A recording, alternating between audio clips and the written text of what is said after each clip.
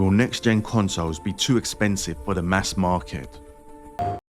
News of the recent Xbox console price increase was met with shock and anger, and following on from the PS5 price increase, industry commentators are concerned that prices will get out of hand.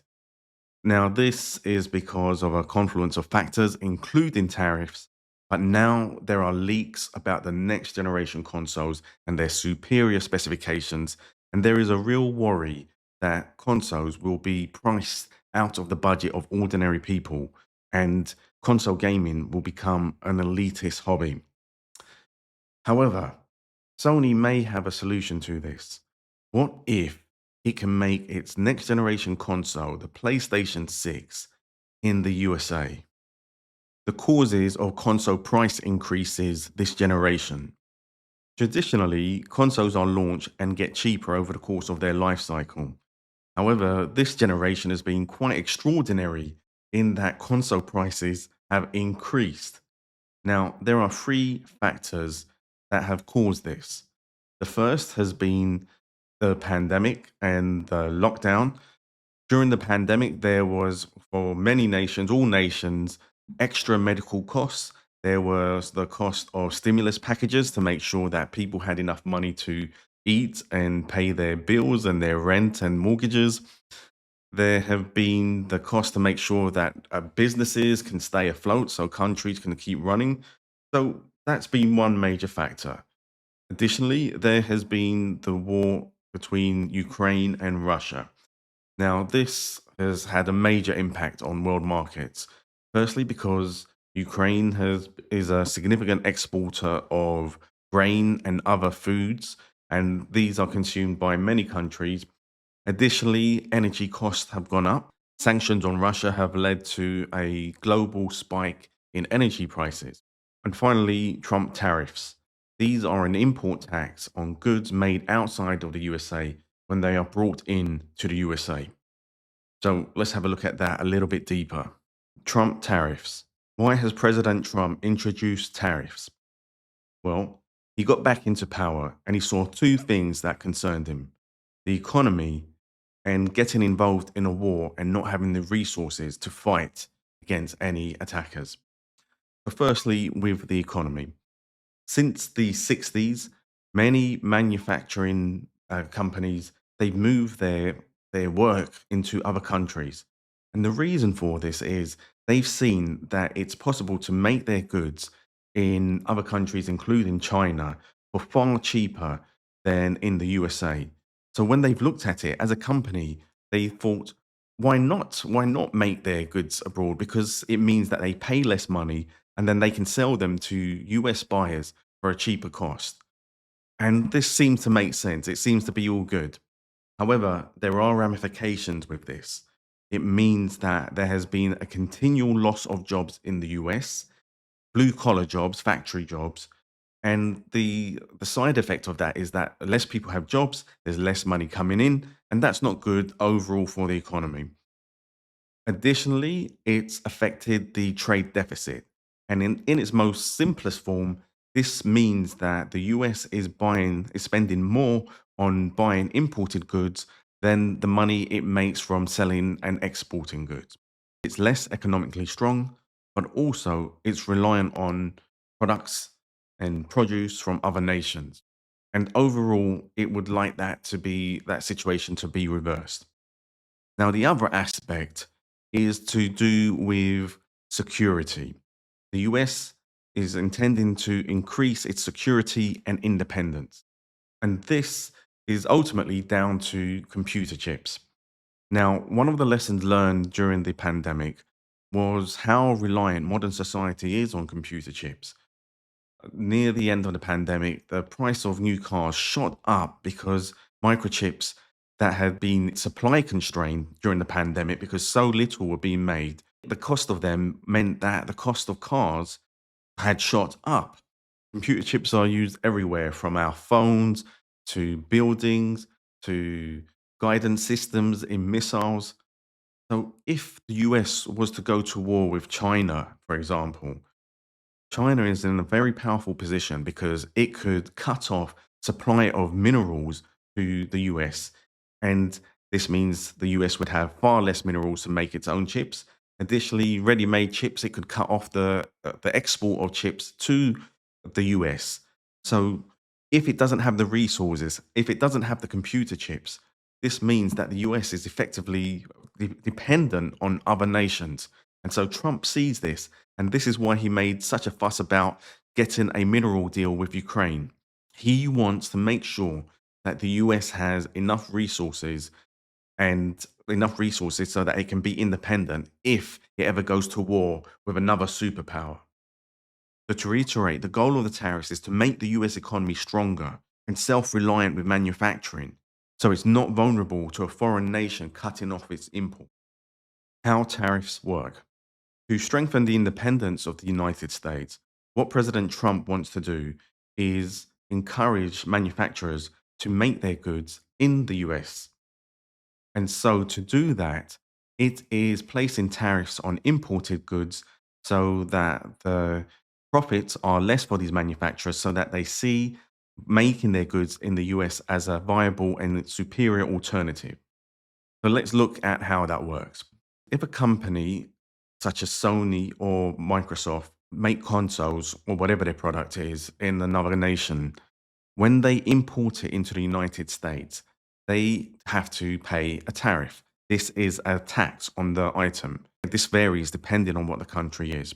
A tariff on Chinese goods, goods made in China and imported into the United States, is approximately 30% at the moment. If Sony makes an item that costs $100 and it brings it into the US, it will then have to pay $30 extra. That's a big increase. So let's say there's a $500 console, which I believe was the price of the Xbox Series X and PS5 at launch in the US. A $500 console made in China, imported into the US, there's a 30% import tax or tariff on it. 30% is $150. This then increases the price to $650. That's quite an incredible amount. And so the idea is that manufacturers will then either have to eat the cost, that means they pay the difference, or they pass that cost over to their customers. The goal is to make imports less competitive so people buy American made stuff instead. And this can help when there are US made alternatives. Let's say jeans. People want to buy jeans. If they are made in China and there's a tax, a tariff on them, then that makes them more expensive. And so for American consumers, they can just buy American made jeans instead. And that's good for them. It's a cheaper option. It's good for them. But what if there isn't a cheaper alternative American made option? And this is the case with games consoles. You can't get an alternative Xbox or PlayStation or Nintendo. Those only come from their manufacturers. So what ends up happening is that for US consumers, they've got no choice. If they want a new PS5, they have to get it from one person, one company. But there is a tax on that, and that means the prices have increased. And the problem is when there isn't an alternative for unique items like Xbox or Switch or PlayStation consoles, then it's not US consumer friendly, as the only option they have is a console, but now with a much steeper price tag. How much are games console tariffs? America has imposed different tariffs on different countries. The highest is with China, that's 30%. Then Vietnam has a 20% tariff, and Japan has one of the lowest for consoles, 15%. So with Microsoft, apparently it manufactures all its consoles in China. So every console it makes, there's a 30% tariff on it. With Sony, it makes its PS5s in multiple countries, China, Japan, and Vietnam.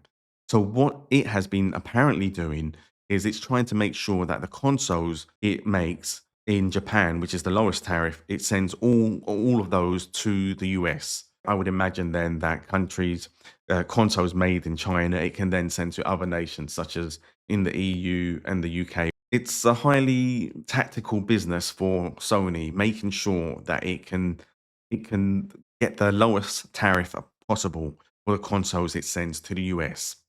The PlayStation 6 Made in America dream. How can Sony avoid these tariffs? Well, apparently there is the perfect solution, and that is to set up shop and start making PlayStation 6s in the United States of America. This would mean setting up a factory, getting the staff. It would mean giving jobs to Americans. It would mean keeping the US government happy. It seems like the perfect solution. So, why hasn't it already done this with the PS5? Well, there are actually a few hidden hurdles that could make it more difficult and more expensive than it seems. Now, let's look at them. Manufacturing facilities. First, Sony would have to set up a factory, at least one factory in the United States. And this is actually quite a complicated process. So normally, companies like Sony, they use third-party companies such as Pegatron or Foxconn, and they have really great systems in hiring the right staff and getting factories working. So Sony would have to partner with one of these companies, find the right location, get the staff still, even though it's working with a third party, and set up all the equipment. And this might seem straightforward, but it's actually more difficult than it seems, even in the US. Recently, a manufacturing company, TSMC, it wanted to open a factory in the United States, but it had to delay the opening because of a skill shortage of people who would be able to operate the machinery. So it's not that straightforward. And additionally, whilst Sony does have some manufacturing facilities around the world, they're not normally to at the level or the scale it needs for manufacturing the PS6 console. So it is a more complicated process. It's not to say it can't be done, but it will require significant time, investment, and organization skills. The other aspect is the supply chain, where the component parts are coming from, whether they are locally produced or coming from abroad. For the PS6 to be classified as made in America, the console has got to be manufactured in the United States, and almost all the components have got to come from the United States. And if it can do that, then it can get this label made in America and have no tariffs. But the difficulty, computers and electronic equipment like a PlayStation, they use components that come from all different countries like China or South Korea or Taiwan. And if you think about it, if you've got AMD computer chips, these are imported from Asia. You've got the RAM, perhaps it's imported from South Korea, all these different elements to make the PlayStation 6, Sony would have to get these components from abroad, bring them to the United States, and then put them together in the factory in the United States. But if it does this, then it's not classified as made in America. And this means that all the component parts, they could potentially be taxed separately, and then or they each have their own tariffs. And then this negates the whole point of making the PS6 in America. Now, in practice, if it's making its consoles in America, if Sony's making them, then I'm sure it will be able to come to some agreement with the US government to have a reduced tax rate, because the US government, it will be able to see that there are custom conditions or unique conditions with this. So in this instance, the PS6 will be labeled as being assembled in America. If the heads of Sony, they go to the US government and say, look, we are producing a new PlayStation 6 console in your country. We're making it here, but there are some components that are just not available here. We can make it here, and we're happy to do that. But we would like zero tariffs or 0% tariffs until all those components are available in the US. I'm sure an agreement can be made of one sort or another. Let's say Sony can set up a factory. It can get all the equipment, build all the equipment, find the staff, train the staff, get all the components, and even strike a deal with the US government so it has no tariffs, 0% tariffs. There is still a massive fly in the ointment. and that is US wages. They can be very high in comparison to the wages paid to staff in Asian countries, East Asian countries. And it's simply because the wages of a Chinese factory worker are going to be significantly lower than the wages of a worker in a US factory because it's a Western country, it's a, highly profitable country, and this will have an effect on the total cost of a PS6 console. So what can Sony do about that? One of the things it could possibly do to try and tackle that is make sure that the majority of the manufacturing is done with machines or with robots specifically, and so that the human roles that are involved are less. If you've seen in manufacturing, if you've seen any videos, a lot of it in the past has been with individuals soldering the elements together or putting the pieces together, slotting them together.